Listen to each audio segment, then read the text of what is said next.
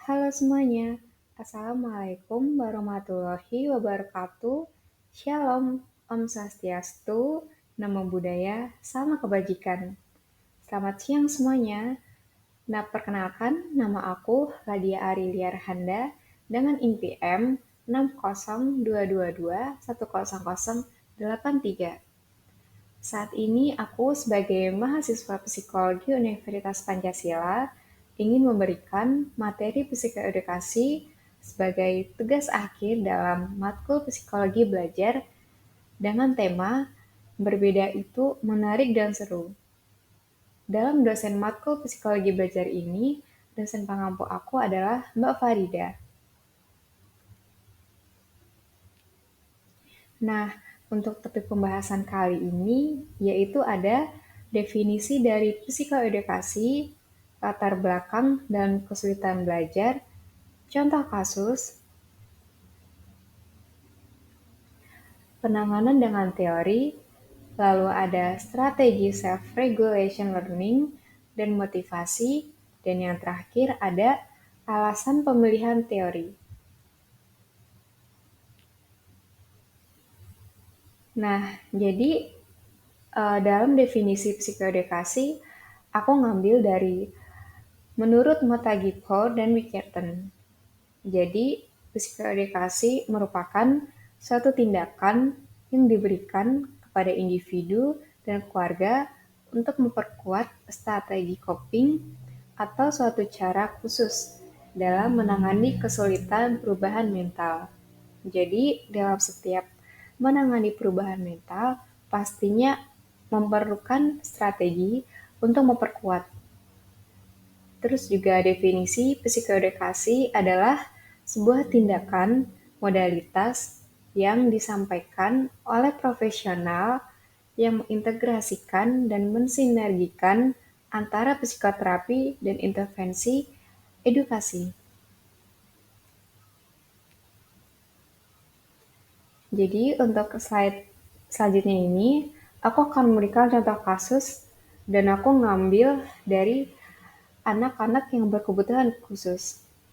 Pastinya semua tahu kan tentang anak-anak berkebutuhan khusus.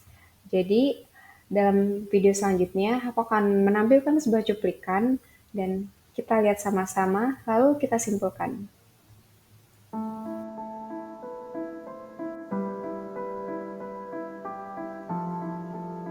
Kakak buta ya? Terus saya diam. Gak mau dijawab. Nanti takut diketawain. Kalau temen-temen ngatain, ya udah biarin aku lanjut nulis aja gitu. Anak-anak ini mempunyai sensitivitas yang sangat tinggi menurut saya. Seperti perhatian sedikit dia akan merasa GR ya bahasanya ya.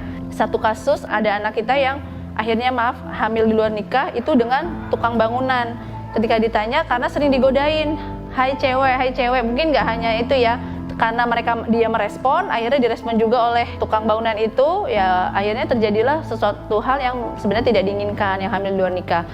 Dan solusi untuk kasus seperti ini, biasanya anak-anak kita alihkan dengan kegiatan-kegiatan yang positif, seperti olahraga, keterampilan-keterampilan yang lain.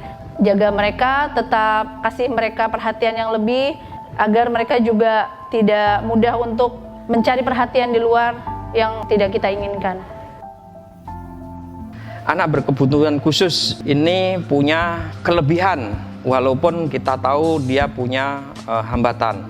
Ada yang bisa jadi guru, ada juga mereka yang punya pekerjaan sebagai entrepreneur ya. Ada siswa kami yang menjadi komposer musik ya, kelas dunia ya, seorang tunanetra, bakat yang sangat cemerlang di dunia musik, di dunia entertain. Dan ada juga yang memang dia punya kemampuan persuasif yang baik sebagai motivator, dan banyak lagi kegiatan yang dia bisa lakukan untuk mengaktualisasikan diri bahwa dia bukanlah manusia yang lemah.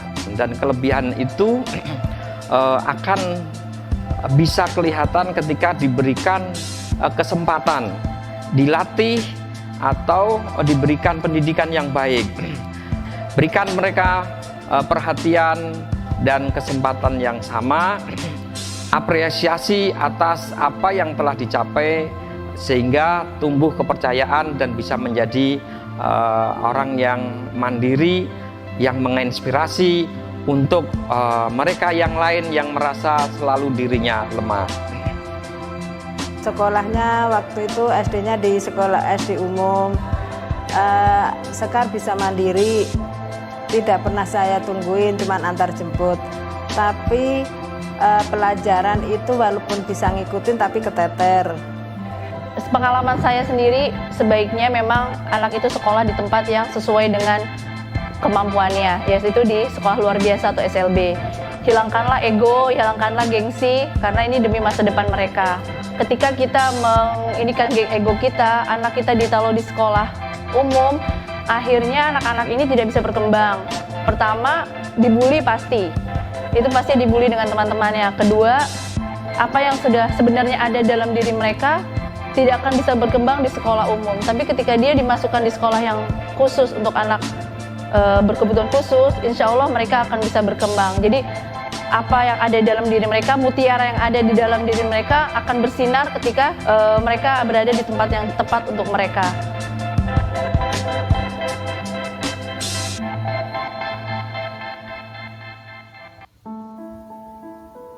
Nah, jadi video yang sudah tadi dilihat, Kakak buta kesimpulannya ya? itu Saya kenapa diam. anak-anak yang berkebutuhan khusus itu ditempatkan Nggak di mau sekolah dijawab. khusus.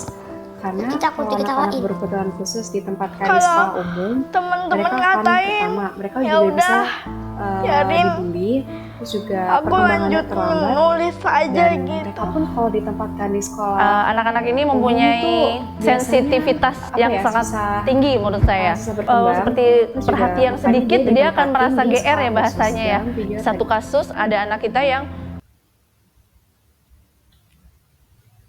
Karena setiap orang punya kelebihan dan kekurangannya masing-masing.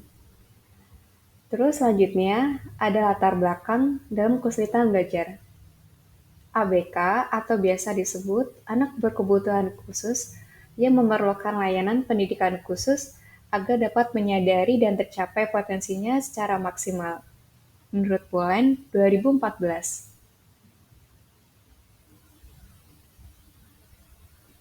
Terus juga selanjutnya itu ada perbedaan anak-anak yang berkebutuhan khusus dengan anak-anak pada umumnya.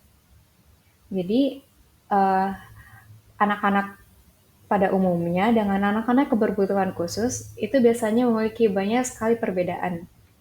Seperti memiliki gangguan atensi, komunikasi, pendengaran, penglihatan, autisme, disabilitas intelektual, disabilitas fisik, kesulitan belajar, gangguan emosi atau perilaku, traumatic brain injury, maupun memiliki bakat ataupun kecerdasan istimewa.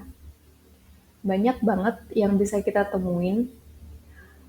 Anak-anak yang berkebutuhan khusus biasanya mempunyai bakat seperti tadi dalam video. Terus juga biasanya anak-anak umum itu sulit sekali menemukan bakatnya sebelum mereka dikasih kesempatan, sama seperti anak-anak berkebutuhan khusus pada umumnya. Dan kalau misalkan dilihat dari contoh lain, aku sendiri punya teman SMP. Jadi teman aku itu dia jari jempolnya itu dia bercabang dan dia itu udah dikasih bakat. Jadi dia pintar nyanyi dari kecil. Dia udah dilatih nyanyi dan sampai sekarang dia punya suara yang bagus. Jadi dia selalu ngelatih suara itu supaya tetap terjaga karena kan suara itu kan bagian dari tubuh kita kan. Jadi kita harus menjaga tubuh kita supaya suaranya tetap terjaga.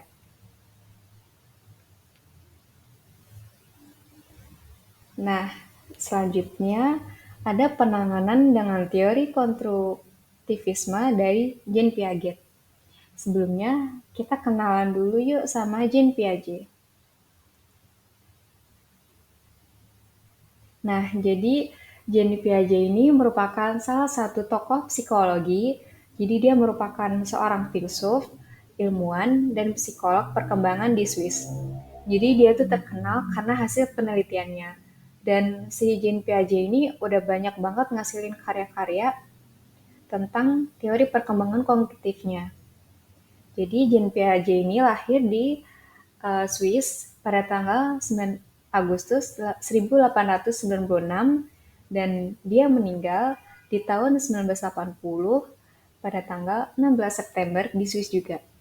Jadi Piaget ini merupakan seorang anak yang terlalu cepat menjadi matang di mana dia mengembangkan minatnya dalam biologi dan dunia pengetahuan alam, khususnya tentang moluska, yaitu kerang-kerangan, dan bahkan menerbitkan sejumlah makalah sebelum ia lulus dari SMA.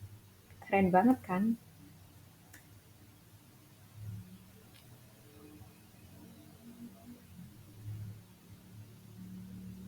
Nah, selanjutnya, ini menurut Jean Piaget pada tahun 1971.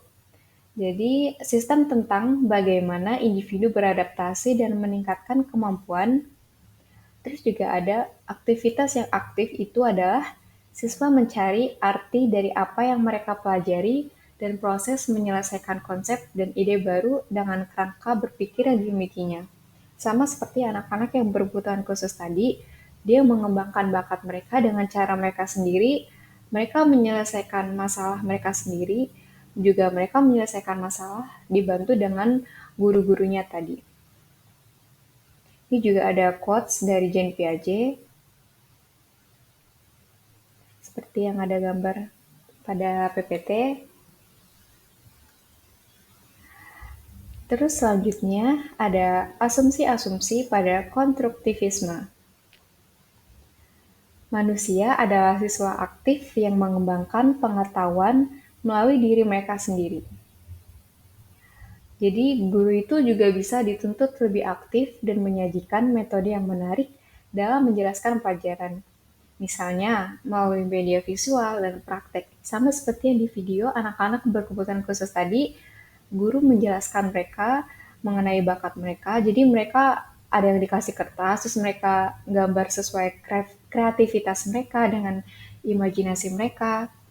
Terus penanganannya, guru juga perlu lebih aktif dalam membimbing, mengawasi anak-anak yang berkebutuhan khusus dengan menyekolahkan mereka di sekolah khusus, tidak di sekolah umum. Karena kalau di sekolah umum, mereka pastinya akan dibully.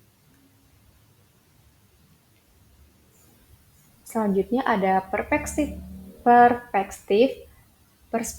konstruktivisme, yaitu pertama ada exogeneous, penguasaan pengetahuan merupakan representasi dari pengalaman, pengajaran, dan pengamatan dari lingkungan sekitar. Jadi anak-anak berkebutuhan khusus tadi mereka melakukan pengamatan di lingkungan sekitar mereka. Dan selanjutnya ada endogenous, pengetahuan berkembang melalui aktivitas kognitif dari abstraksi dan mengikuti sebuah rangkaian yang dapat dipraktisikan secara umum. Lalu selanjutnya ada dialektikal, jadi pengetahuan ini dapat melalui interaksi dengan teman, guru, tetangga, dan lingkungan sekitarnya. Jadi mereka melakukan interaksi ini dengan teman mereka sesuai caranya mereka masing-masing. Di lingkungan mereka juga melakukan interaksi dengan cara yang berbeda. Mereka juga bisa berkomunikasi dengan anak-anak yang sekolah pada umumnya. Nah, selanjutnya alasan kenapa aku memilih pemilihan teori konstruktivisme. Yang pertama, mempunyai perspektif konstruktivisme sendiri. Jadi, anak itu belajar dari pengalaman mereka sendiri, sama seperti anak-anak yang berkebutuhan khusus tadi. Anak juga melakukan pengamatan terhadap lingkungannya sendiri. Anak bisa melakukan interaksi dengan teman-temannya dengan sejenis mereka. Anak juga bisa mengikuti perkembangan sesuai dengan tempatnya. Terus selanjutnya ada strategi self-regulation learning dan motivasi belajar. Jadi dalam komponen metakognisi dalam knowledge of connection terdiri dari 3 subkomponen, yaitu yang pertama pengetahuan mengenai diri pembelajar dan faktor yang mempengaruhi performa belajar.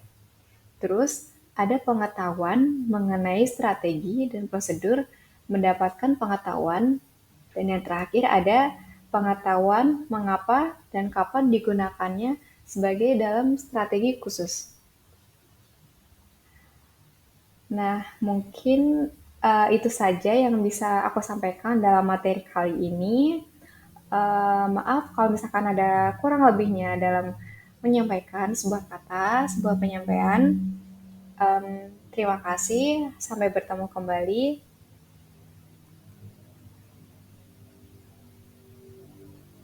Baik, sampai jumpa.